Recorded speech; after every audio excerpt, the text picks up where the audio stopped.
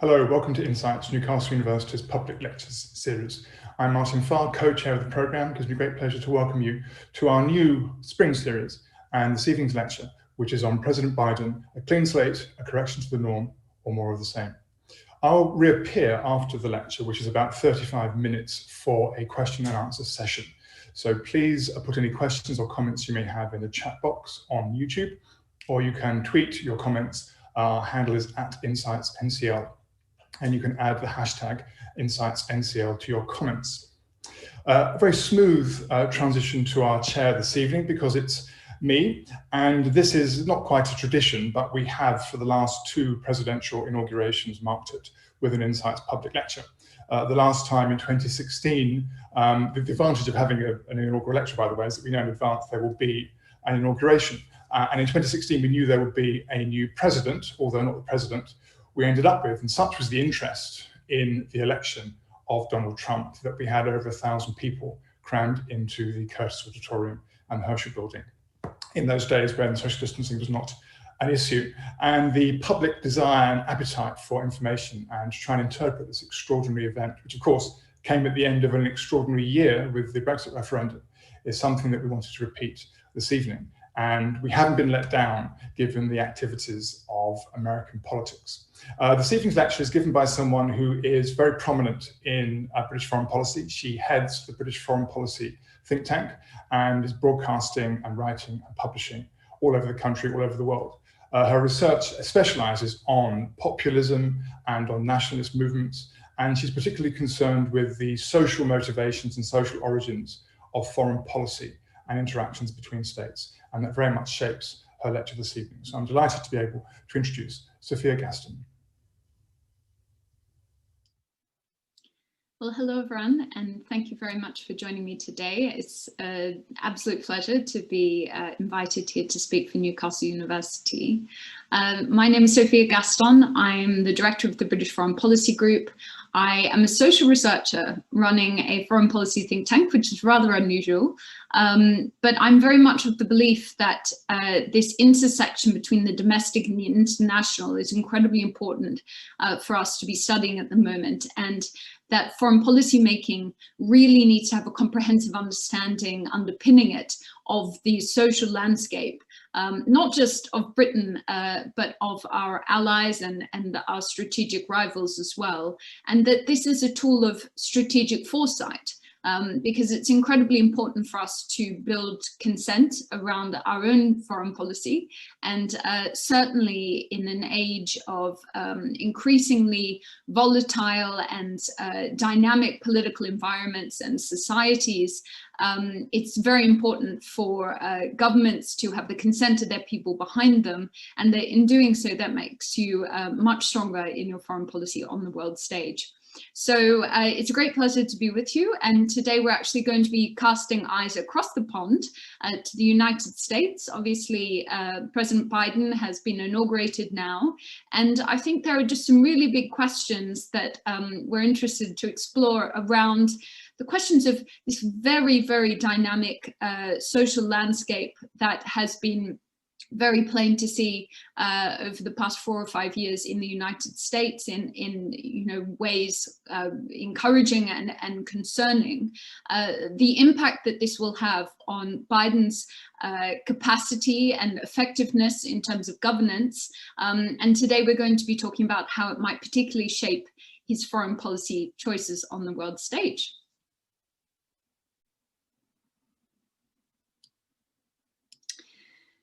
So the first thing to note is that obviously we're dealing with a very polarized electorate at the moment in the United States. And while Biden's victory was obviously definitive in the recent elections, there were, of course, a record number of votes cast on the other side. And I think that there is always this tendency to question, America's had difficult times before. America had a civil war. What's different about what's going on right now? And I think what we're talking about is something that's unique in modern history, and that's the degree to which this polarization has now sort of taken form to the degree that actually people in the opposing camps, and these are camps expressed by the political parties at the moment, although that's a process that has taken place in and of itself. But these two camps, they're not only seeing one another as competitors, but actually as enemies. And there is a really deep-seated fear about what it actually means for one another to come to power. And what you can see here is this expressed in the fact that party affiliation is now the single strongest driver of partisanship in the United States, and that is a much bigger factor than any of the others, although we will talk through some of those as well today. And I think something that's very important to note as well is that this partisanship is not just about policy differences. This is something much deeper. This is about people who fundamentally believe that they don't share the same values and fundamentally see the world in a different way. And I think what you can see here in this chart from Pew Research Center is just the extraordinary degree of polarization on some of these quite core issues about race and gender. I should note that these distinctions are not dissimilar to some of the gaps we do see between Remain and Leave voters on a couple of issues here in the UK, but it's the degree of them. They are really definitely on the extreme end of things. And one of the reasons that this partisanship is becoming so much more potent is because there's actually dramatic changes taking place in real time within each party's voting base. So what we're seeing here is in this graph is just the distinction, the difference, the shift in the Democrats' views on race just in the matter of 4 years. So opinions are evolving in a much more dynamic fashion than they have before. And in just 4 years, Democrats have become dramatically more liberal on issues of race. But partisanship, of course, is made a lot worse by the fact that Democrats and Republicans actually misjudge one another's views. So what we're looking at here is a chart that captures the perception gap between what Democrats think Republicans believe and what they actually believe. And this goes both ways. So Republicans, of course, misjudge Democrats as well. You can see similar perception gaps here. The end result of all of this is that both sides views one another to be more radical than they actually are. So what's taking place in the United States at the moment is just really a huge combustion of social advancement, pushing against kind of restorative, nostalgic movements on the offensive. So you've got basically these two forces meeting one another in the middle. And here, of course, we've got these powerful images from the really harrowing event that took place in Charlottesville a few years ago. And the political partisanship, as I mentioned, is cleaving onto these differing visions of America's future. And it's created this idea, I think the fact that it's cleaved onto this dichotomy, these two major parties, really has contributed to this idea of a kind of zero-sum game, a fight to the death. You've got both sides engaged in a kind of existential battle. And I think if we want to understand the Trump movement and the other kind of nationalist and authoritarian populist movements that have been gaining increasing visibility and traction over the past decade, as well as the reactions to them, I think we really need to understand the role that fear and insecurity have played in cultivating this heightened sense of threat perceptions that have so dramatically transformed our political cultures. And we also need to understand the role of social change in contributing to that perception of insecurity, and the perceptions of liberal social movements' intentions in heightening it. And of course, in turn, how these groups themselves feel threatened and victimized by the defensive advancements of conservative reactionaries. So it's a perfect storm. And I think we should remember that this form of conflict has been developing for some time. So research from the Southern Poverty Law Center has made clear there's a huge uptick during Obama's presidency in the formation of militia groups and white supremacist groups. You can see here on the graph just some of that in play. And this was about more than just the presence of an African-American man in the White House, although we know that that certainly contributed to this sense of kind of existential threat. We also need to remember that there was, around this time as well, during Obama's term, the publication of the last United States Census. And one of the big findings from that was that the United States was on course to become a minority-majority nation by 2045. And of course, some white Americans from that, began to ask themselves whether or not they were really comfortable with that kind of change. And so I think to this extent, we should see Trump's election as both a kind of symptom of an established element of cultural and social insecurity, but also, of course, as an active force in shaping the power and scale and the kind of potency of this element in American society. He really took the bumper bars off what he termed to be political correctness. You can see him railing there against political correctness, and he really allowed it to run wild and for people to really genuinely believe that they could reroute America's future to a kind of restorative space of an imagined past.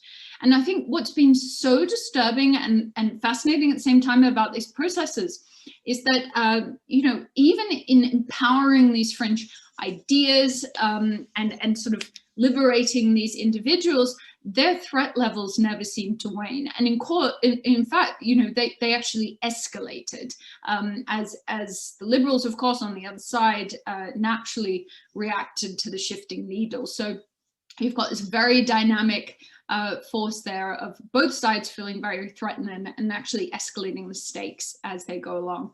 So I think that there's a battle that's taking place at the moment over whether people on either side actually feel that they have a stake in the vision of the other side for America's future, but more than that, that they might actually be at risk in the realization of one another's vision. And I think we need to be really frank here, because this is not a laughing matter for minority groups, and we have to draw a line between the kinds of threat levels here that people are facing. An individual that might lose agency or representation or their kind of values on up in the White House, that's very different to someone who might actually genuinely be losing their rights or the voting franchise or basic human freedoms. So, but these dynamics, they don't form in a vacuum, and we should take a little bit of time to understand the kind of longer and but shorter term as well effects of an information environment and a political culture that has been actively shaped and constrained by partisan politics. So there's a number of consistent demographic trends associated with belonging and identity in both camps, and a number of them will be familiar to you here as Brits, because many of these are the same kind of battle lines that we are facing here in the United Kingdom, even though, of course, we do have rather distinct histories and very distinct kind of social profiles around race relations and so on.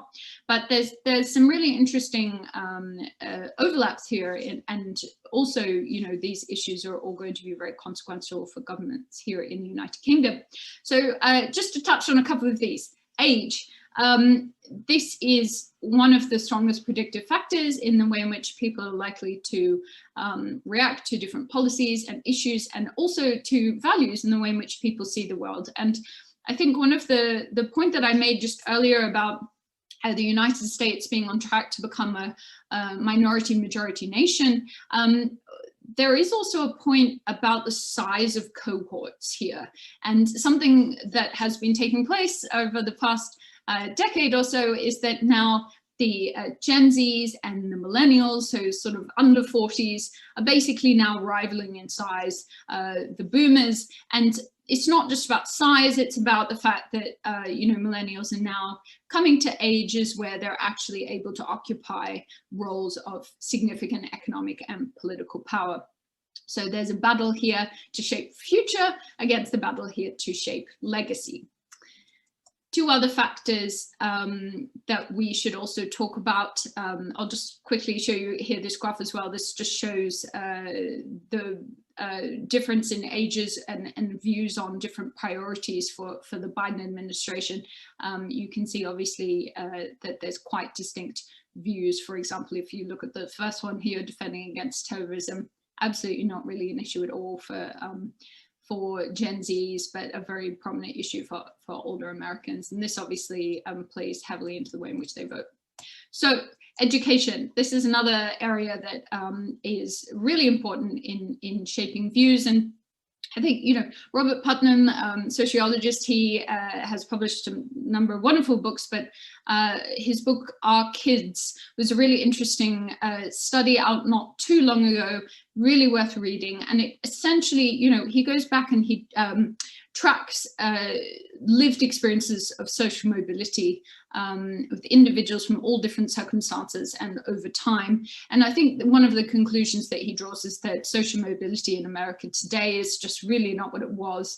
And one of the most important factors behind that is actually the enormous weight that is now placed on education in terms of access of opportunities, remuneration, secure jobs, etc. So the barriers to accessing that education are higher, and also the value that we place on it is higher. So then you start to understand that there's quite a significant compound effect there in terms of education as being a very important shaping factor here. And you can see if you look down the bottom to the right, it's the postgraduate experience that seems to be so important in not only shaping views and attitudes, but also shaping sorting patterns in America's political system.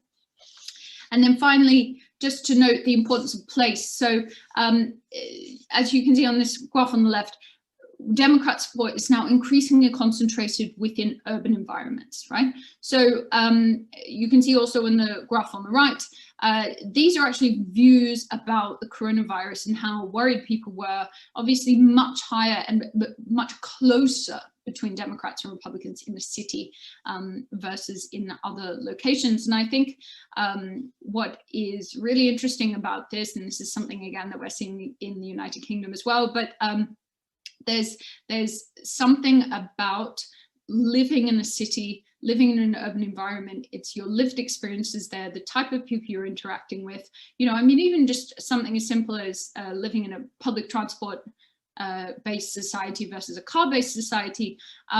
Somehow all of this comes together in particular alchemy.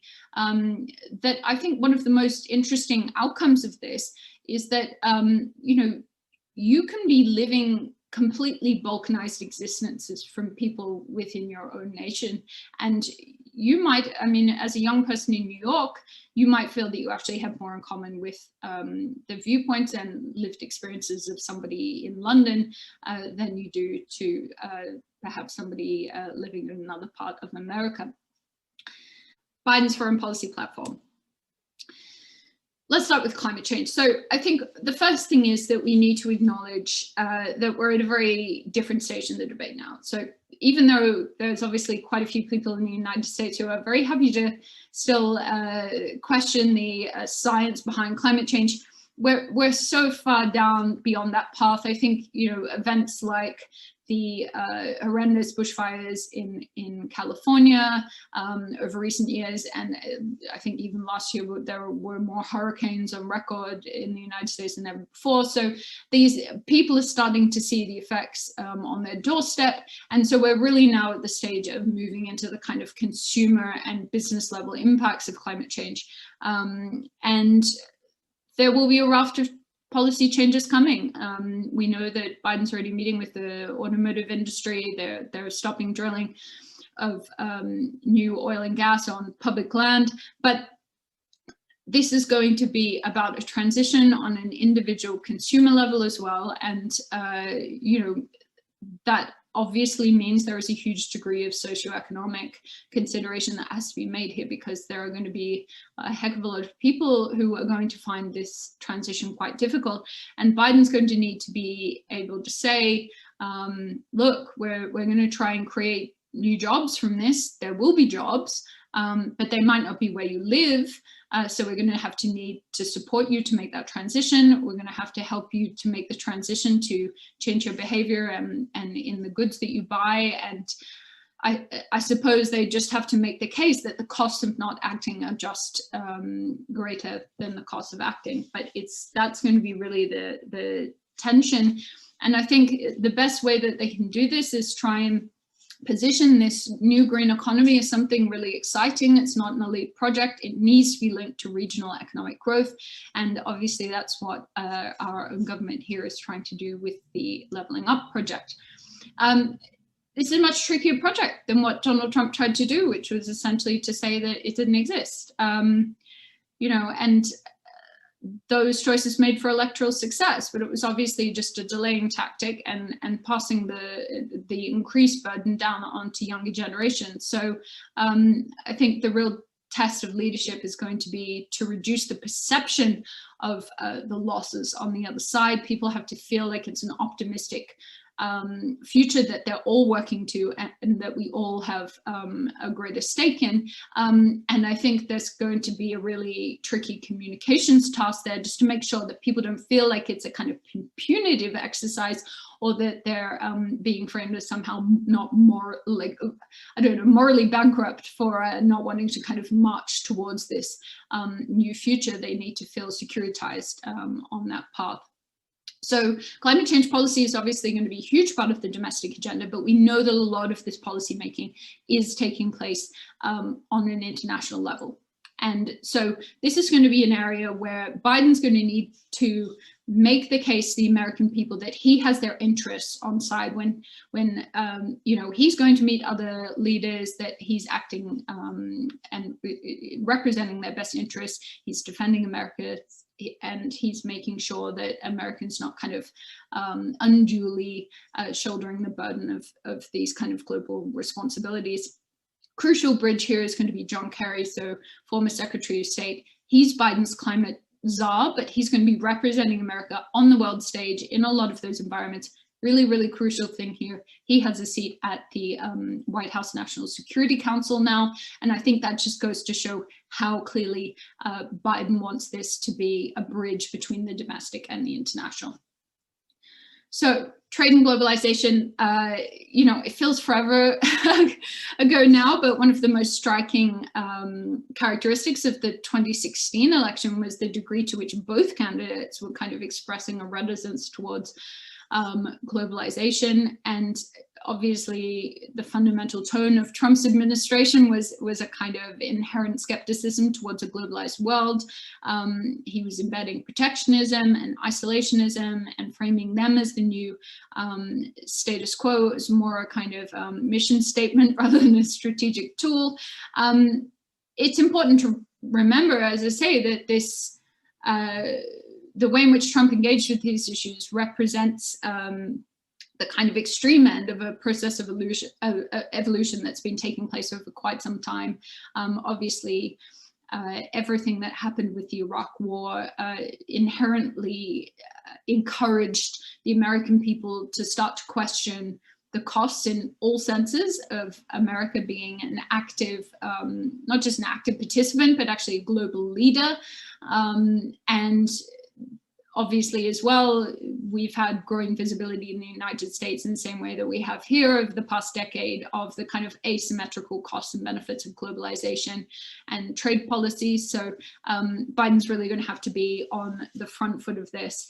I think this is some degree connected to the climate change story again. You have to give people a stake in a globalized world. It's really difficult to reconcile this emphasis on domestic security with the defense of free and open markets. And I mean, Biden's Made in America pledge, which obviously seeks to invest in American industries, about kind of onshoring and increasing the number of goods that are being made in America to stop dependence on other markets, particularly China. These are the sorts of policies that we're seeing all around the world, particularly in response to the pandemic. But these are also the kinds of policies that sort of really will be teetering on the edge of WTO regulations. So they're going to be really difficult roads to tread. And I think the communications challenge here is to say, yes, there are problems. We can't fix them all, but we can support the transition. Yes, we need to be open to the world, but we also need to securitize that openness. There's obviously going to be quite significant sections of the media and Washington who will be pushing a narrative that sells cheaper, less meaningful solutions on a spectrum of burying one's head in the sand. But I think that it's fair to say that these issues about globalization, the distribution of wealth, and trade policy, and all of these kinds of policies as things that are about creating a resilience framework in the world and making sure that they're not making American consumers and businesses vulnerable to that world. That's a really difficult balance to get right. And I think that actually countries like Britain and America should be looking at one another and thinking about how they might want to share a bit knowledge and experimentation about how best to tackle that communications challenge. I don't believe that we're going to see a huge degree of difference in the substance of America's engagement with China, because public and political opinion here, as you can see, is mixed, but it has been moving towards a point of kind of consensus hostility. And of course, there's no doubt that the United States is going to remain engaged in a kind of historical level of competition with China. I think that is not inevitable, but I think that's just the nature of the globalized economy at the moment, and also, as you say, these kind of domestic demands. But what we will see is a shift in tone. It's really important to remember that China, obviously, Trump has been very tough on China. I think to some degree the issues that he's raised has actually kind of focused some warranted scrutiny on China. But of course, he was always attacking China from this point about great power competition, and it was a trade-based kind of relationship. And I think what we will see under Biden is a shift towards a more human rights and democracy-led approach. I think we'll see him being much stronger and more forthright about China's treatment of the Uyghurs, Hong Kong, et cetera, and I also think that he will feel empowered to take those kinds of grievances to China, because of course China has been watching America's democratic failings very closely, and using those as a weapon against America under Trump. But I think we will also see a kind of dialing down of the heat on China, pulling things back from this very volatile space where they were in before, to try and occupy a new kind of gray zone between this somewhat naive historical expectation that China could be brought into the world order, and the liberal world order. I mean, that's obviously not true, but also recognizing that the escalation of a kind of active conflict between China and the United States is not in the interest of global peace and security. Now, one area that I do feel that the Biden administration will be seeking to challenge China is actually not directly in terms of Sino-American relations, but it's about how America goes about restoring its relationships with the rest of the world and building new meaningful allies, and kind of re-engaging with the multilateral institutions that are the defenders of the liberal world order. The United States has obviously historically played a really important role in the formation of these institutions. And one of the strongest defining characteristics of Trump's foreign policy was this emphasis on transactionalism. It was this kind of very personality-led foreign policy. It was leader to leader. He didn't seem to really mind whether they were autocrats or whether they were America's allies. It was all about that individual one-on-one relationship and the idea that he could broker these individual agreements. So Biden, on the other hand, is very much steadfast in his commitment to multilateralism. And he's made it clear that he wants America to be kind of back at the head of the table, as he said. We've already seen him signing executive orders to rejoin the Paris Climate Accord, a bunch of other different institutions that Trump had pulled out from. He wants to hold a global summit for democracy. Not clear how all of that's going to be reconciled with the need for reform. And I think there's going to be some really difficult questions they're going to have to ask about whether or not it's worth pursuing the reform angle and agenda when there is just so much at stake at getting America back into these institutions. And the other big question, of course, is how to sell this idea to the American people that things really can be achieved and got done in America's interest through these institutions, because they have been told again and again that they are not an effective means of achieving things. And I think obviously, the pandemic compels the tensions at home, but this is not just an issue on the right, and this is not just a Trumpian viewpoint. There is a lot of the progressive movement on the further left side of the Democrats that are also balking at the concept of compromise, right? They want to push things through. They want radical action. They feel that the challenges at the moment are existential. They need really decisive choices. And I think they still see a lot of these institutions as kind of, lumbering behemoths, entrenching elite interests and views of the world. So, without giving the impression that he cannot control their fates, Biden's going to have to make clear that America's security and prosperity is inherently linked to our global security and prosperity, and that there is a kind of moral strength and dependability in these global relationships, which is really valuable to the United States. And one fact that will help him to underscore the damage that's been done to the United States reputation under Donald Trump.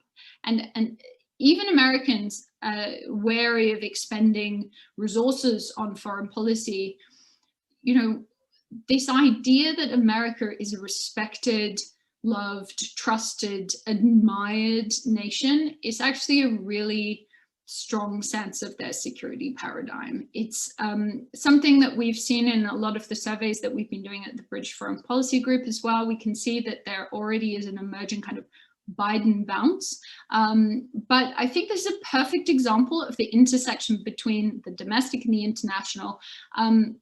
The sense of pride that Americans should feel when the eyes of the world cast fondly upon them may encourage them to feel more secure, more trusting of their leaders, more trusting of one another, and more inclined to invest in the upkeep of their global reputation. So, as you can see here, this is one area where Americans do feel more hopeful than many other policy areas under Biden. So just to finish very briefly, just a few thoughts on the special relationship. I think we have to emphasize, firstly, that despite some quite considerable stresses, the special relationship did hold up under Trump's presidency. And of course, we were in a rather messy period ourselves at that time. But actually, not only did it hold up, there were some areas of policy that were actually advanced, the Magnitsky sanctions, for example, and much closer cooperation on Hong Kong. But there was a lot riding on this election. I don't think we can beat around the bush, particularly because if America had elected Trump again, the consequence of that for our own place in the world, for the role that we would have been compelled to play in the world would have been very significant. We would have essentially had to step up and take a much bigger role than we are taking right now. And we are already setting out a very ambitious foreign policy agenda. So there was a lot riding on it. And just, more importantly, right now we have a much bigger scope of fertile ground for cooperation, climate change, multilateralism, China, the defense of global democracy. These are shared values. These are shared part of our mission. And I think that there is really a lot of scope for productive cooperation. And there are, of course, going to be ups and downs, and we can discuss those. But on balance, I think most people in Britain made their feelings clear that they feel that this is the best outcome for the United States. And I think most people in Westminster and Whitehall were absolutely clear that this is the best outcome for the United Kingdom as well. So some people might think it's rather strange for me to give a talk about foreign policy that's so much focused on social research, but I just must emphasize again that I really think that social research is strategic foresight. It's going to be incredibly important for us moving forward to understand the forces that are bearing down, not just on Joe Biden, but President Macron, Angela Merkel and her successor, our key allies. It's really important for us to know all the different things that are going to be compelling their attentions domestically, because that's how we can engage with them more effectively on the world stage. And we can also just be able to anticipate the kind of fluctuations that we've seen over the past 5 years much more effectively. And I think, just to finish, to say that the reason I think this is so important is because I don't believe that any of these issues are going to diminish or go away. I think the next decade is going to be a really challenging and complicated time for advanced liberal democracies. So we need to remember that this is a process, that we are at a time of historical change, that we are living in a time of a great democratic experiment. We've never before tried to build societies, democracies that are so empowered and so diverse. And it's exciting. We should not be afraid.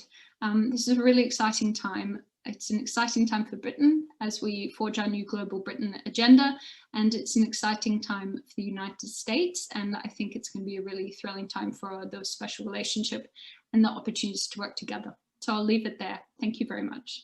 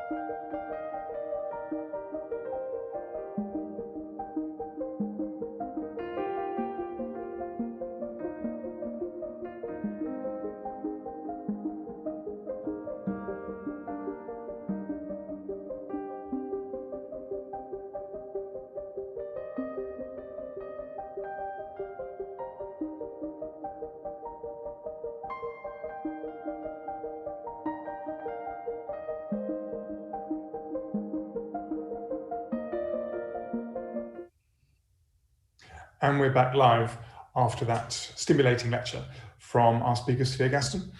We are open to questions and comments as well, so please put them in the chat box on YouTube, and you can also tweet them at InsightsNCL, and I will read them and I can pitch them to our speaker, who is here live. Sophia, welcome very much to Insights Newcastle University. Pity we can't be there in person, but it's very nice to have you in this virtual form. Thanks for having me. I suppose one of the questions I thought which would top and tail your lecture in terms of American foreign policy was how in this country, I mean, just not to plug the book, but this is perhaps the best written presidential memoir I've ever read. And even reading it, I'm aware of how much in this country we were prone to fawn over Barack Obama even before we knew who his successor would be. And yet there were very real criticisms to be made of Obama's foreign policy, particularly as president. And equally, there are those who, while not being defenders of President Trump, would say that Trump's foreign policy has included not negligible achievements. How would you assess the Obama and the Trump foreign policies which preceded Biden? Yes, this is such an interesting aspect of what's going on right now, because if you think about Biden's big foreign policy speech that he just made the other day, it's very much in the language of America is back. It's very unusual to have a one-term president. So many of the people who've come back into the administration now were working there just 4 years ago under Obama. And the question that we don't know yet is, how will all of this kind of metastasize in a way that allows Biden to both restore what's been damaged and lost, and all the sort of, whether that's different agreements that the United States have pulled out of, alliances and relationships that have been damaged, America's global reputation. How will all of that be undertaken in a way that also acknowledges the fact that there were reforms and issues that needed to be addressed during Obama's term, and many of which were not resolved under his leadership? And I think that, you know, we need to remember, I mean, even just with some of the alliances that the US has been kind of rejoining, even just over the past week, there has been a little bit of language of reform, but I think it's such a delicate balance, because they don't want to be pushing too hard on being negative about institutions when the central focus has to be on restoration and repair. So I think the danger is that many of those issues end up sort of being swept under the carpet. And it's also true that Biden's foreign policy is quite distinct from Obama's foreign policy. We know that they had quite different dynamics in the room. Biden is obviously a foreign policy man, which is rather distinct from obviously both Trump and Obama. And he was a very loud and vocal voice in those conversations during Obama's presidency. And they didn't always agree. So I think we will see a shift. It's not just about a kind of correction back to Obama. I think that when they say America is back, when they talk about restoring America's moral mission, this is really about the kind of tone and the approach that is taken, particularly in terms of global relationships and global institutions. But in the substance of the foreign policy, I think actually a lot of the continuity won't just be coming from the Obama administration, but also from the Trump administration. And you mentioned some of Trump's perhaps achievements. It is true that certainly some of the negotiations that have taken place in the Middle East, for example, are really extraordinary. And I think under another leader, they would have been viewed rather more favorably. It's also true that the tone that has been struck on China is certainly, obviously, it's rather combative, but it has raised a lot of issues and pushed the question in a way that has forced other allies to respond.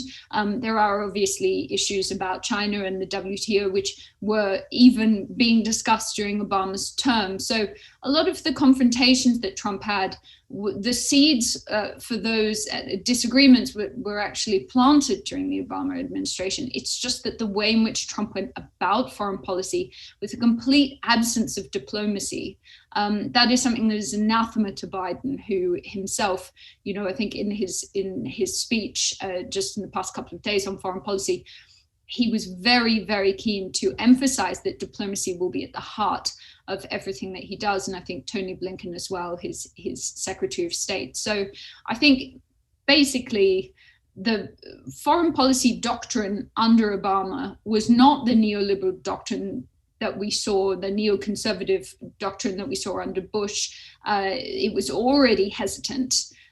Certainly the kind of military interventionism paradigm had shifted dramatically. We saw that in Syria, for example. Under Trump, things moved to quite an extreme expression of that. And the question that we don't know with Biden is whether or not the restoration project will also include some more critical aspects of those multilateral alliances and institutions. But I suspect that the first year will be about repair, focus on defending and promoting them. And those more difficult conversations will be taken down the track when there's a sense that just the ground that America is standing on is a little bit firmer. Do you feel that the America's moral purpose, as you put it, and the restoration project has been seriously damaged by the events of the 6th of January and the government's response to the COVID pandemic? Has that been good for the brand, if you like, of the United States abroad? I think that under Donald Trump, it's quite clear that public opinion around the world amongst all key allies suffered enormously, and that actually reached a particular low point during the height of the pandemic last year. I don't think that that's a meaningless metric. I think it signals something about the way in which the entire ecosystem of global politics is being received, and the broader information environment that we're all living in this globalized world. So I think that does matter. But even more importantly, perhaps America's strategic rivals have been watching very closely. And the way in which America's sort of moral failings under Donald Trump were not only just recognized, but actively harnessed and weaponized by authoritarian states such as China, such as Russia. I think that is something deeply concerning for Biden, and that he'll be hoping to rectify. I mean, it's very difficult, and you notice Donald Trump, as I mentioned, didn't really challenge on a moral ground China and their human rights record, for example, but it's rather difficult to be challenging autocratic states as being non-democratic when you are yourself practicing in behaviors that certainly undermine your own democracy at home.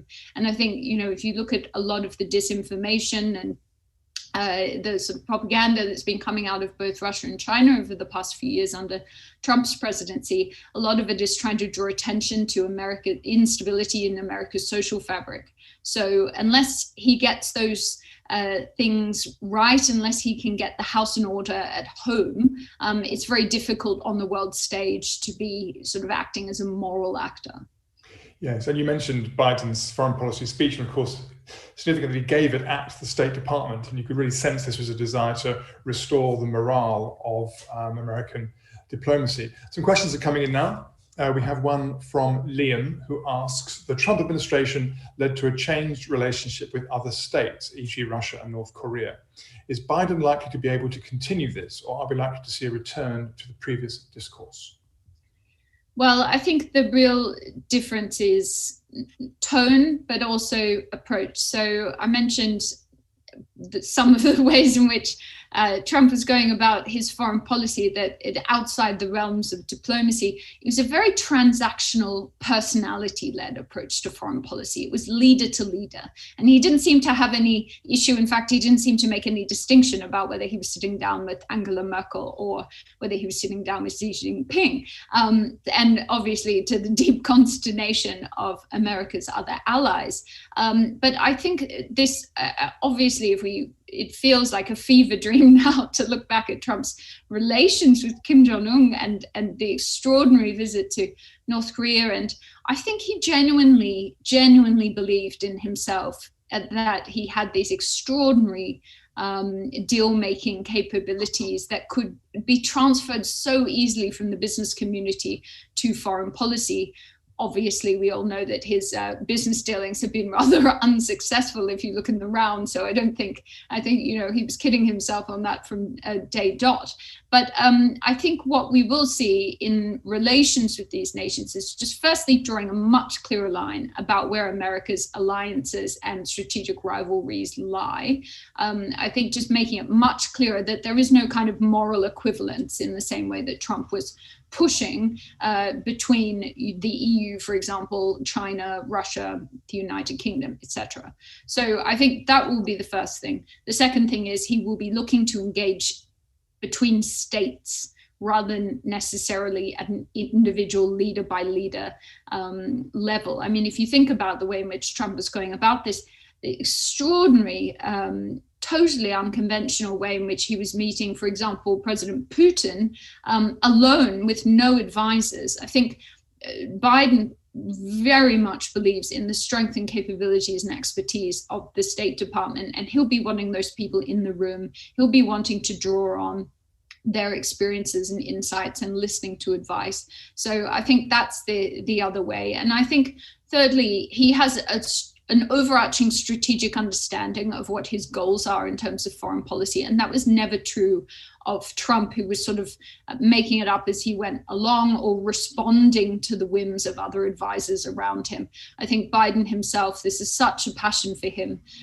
He won't be as ambitious as Trump in a way. He won't be thinking he can solve the problem of nuclear proliferation in North Korea, but he will be trying to make small, quiet gains, the sort of unspoken, less flamboyant, less shouty type of foreign policy that is made, in corridors and rooms behind the scenes, and that is just good, solid diplomacy.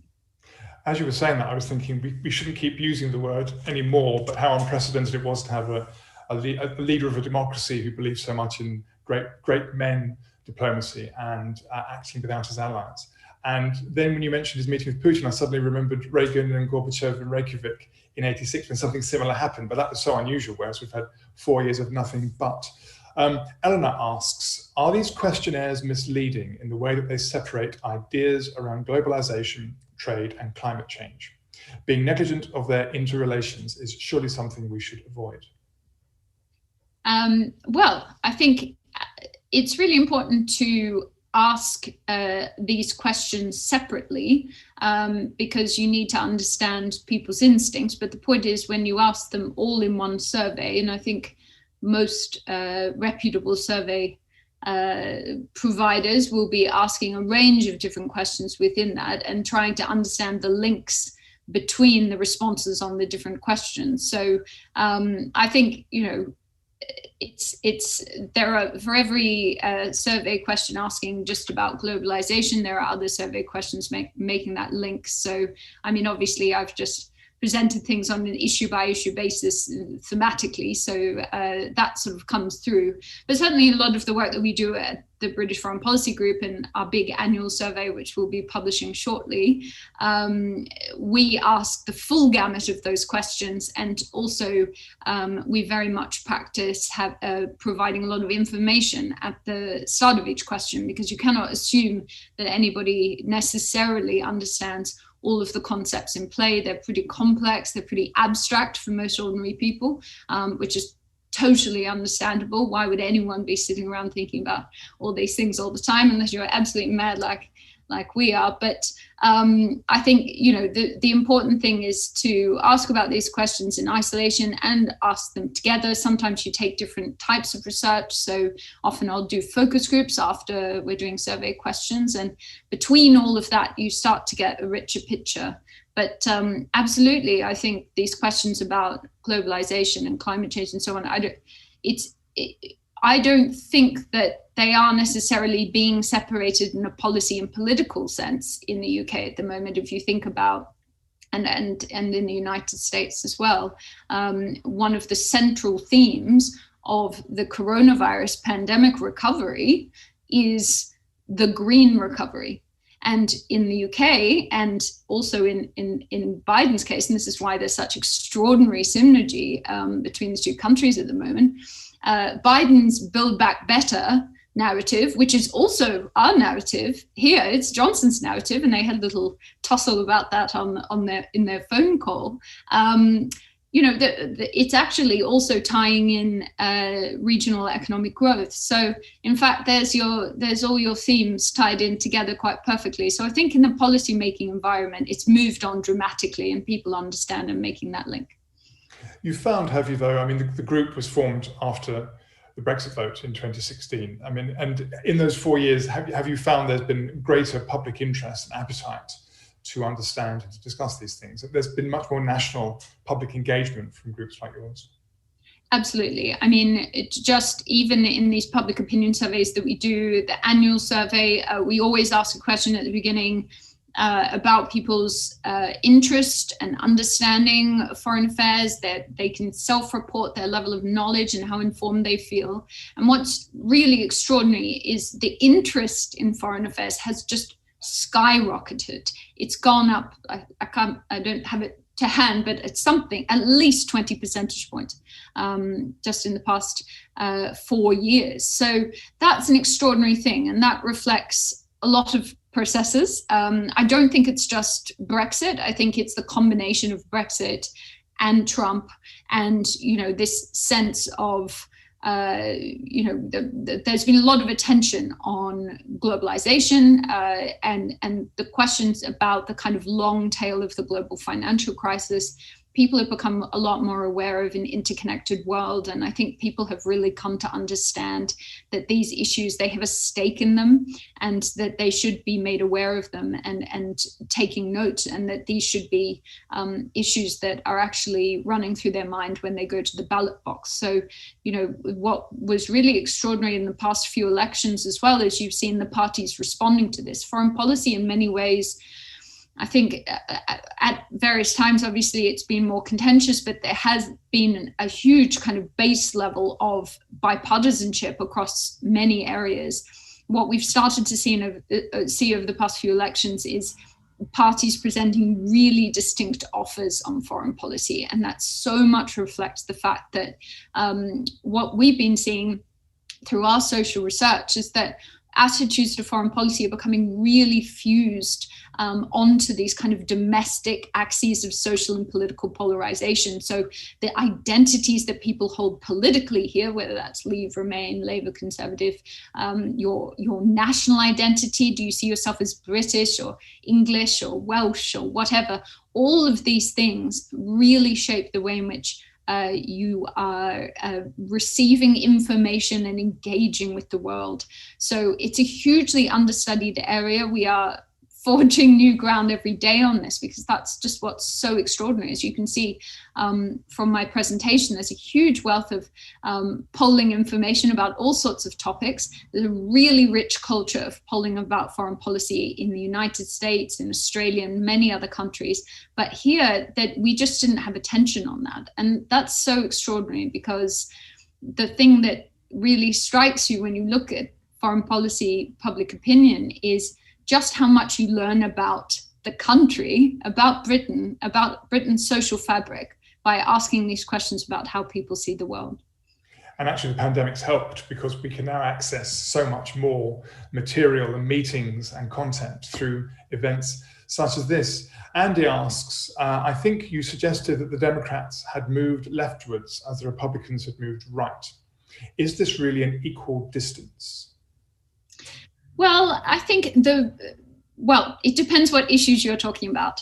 The Democrats have certainly moved left on race. They've moved left on climate and a number of other social issues. The Republican Party, it's actually an interesting one, because I think while the left has moved left in a much more discernible way in the traditional paradigm of a left-right politics, Trump was such an extraordinary character that it's very difficult to necessarily characterize him as right-wing.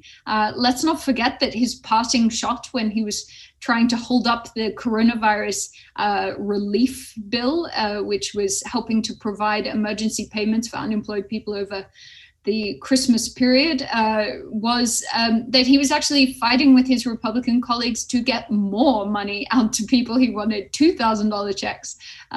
So he's a really extraordinary kind of combination of some parts of economic policy that we might have traditionally regarded as more the preserve of the left, and then elements of social policy that are very much to the right, but then some other kind of extraordinary things. I mean, he did a lot of work on criminal justice reform. I mean, he obviously was not the policy brain behind that, but somebody in his team was canny enough to realize that was probably a good thing for him to do. So he doesn't necessarily fit into the kind of conventional understanding of left-right politics. And what happened to the Republican Party under Donald Trump is that it became the party of Trump. And so a lot of public opinion within the Republican side of things has actually been quite nebulous over his term, and we don't actually know which way it's going to land. Republicans, I mean, I think, this is a generalizing statement, but I think somewhat more than Democrats, Republicans and Republican Party is heavily shaped by the leader. Reagan remade the party in his own image. I think that Trump has, Bush did that again, kind of shifted the needle on some other areas, and Trump has done that again. Now, we just don't know who's going to succeed Trump and where the kind of spirit of the party will land. So I would say that Republicans probably, their social views are more in flux at the moment than in Democrats. And to add to this extraordinary presidency, we have this extraordinary situation of the pandemic. And our last question comes from Bert, who asked something we can't answer, but it's a really interesting question to muse on. Do you think that if COVID had not happened, Trump would have been elected for a second term? Well, all the public opinion polling and social research and focus groups and so on suggests that if the pandemic hadn't happened and the economy had stayed strong, there was still a pretty good chance that Trump would have been reelected for a second term. If you look at, I know those graphs were only up for a very short time, but, in one of the graphs you can see that, especially for Republicans, the economy and jobs was just the absolute central motivating factor in how they were voting. And certainly we know that plenty of Democrats were thinking about that as well. And at the end of the day, Trump's presidency was absolutely chaotic. It did all sorts of damage to America's social fabric, to its functioning as a democracy, to its civil service, to its reputation in the world. But at the end of the day, most people felt that they were safe, felt that there was more money in their pockets. And those sorts of things just, are really difficult to fight against. They're the sort of diffuse sense of security that encourages people to say, do you know what? I might not like everything he stands for. In fact, I might even think he's rather reprehensible as a human being. But, the change that is being offered from the other side is a step into the unknown, and the motivation is just not there for me. So I think the pandemic was critical, and there's evidence to suggest that if he had not even necessarily handled the pandemic better, but handled the communications and the leadership around the pandemic. So if he'd been up for wearing masks, if he hadn't downplayed the seriousness of it, all of that did quite a lot of damage with a couple of core constituencies, which ended up being quite instrumental in his defeat. But I would say as well that we have to give credence to the incredible grassroots operation that the Democrats ran. At the end of the day, they were able to turn out their voters in extraordinary numbers, essentially fighting against a system that is geared very much through gerrymandering and various voter suppression regulations to make it rather difficult for Democrats to turn out in a bunch of places. So, particularly when you look at the efforts of people like Stacey Abrams, who was able to get a whole bunch of people out and registered and out. I don't want to downplay that. But at the end of the day, 70 million Americans still voted for Donald Trump. It was a decisive loss, but the pandemic was an extraordinary event. I think that will be a really, really interesting question for historians to mull over for some time. Early evidence suggests it played a big role, but I suspect it might have just created a tighter election, not necessarily a Trump victory. Had there been a Trump victory, of course, would have had a very different lecture from you this evening, but I'm sure an equally persuasive and stimulating one. Sophia Gaston, thank you very much for joining Insights. And thank you very much for watching. Our next lecture is on Thursday, where we mark LGBT History Month. And the lecture is by Paul Burston, and the title is the Gay Novel Dead? We hope very much to see you then.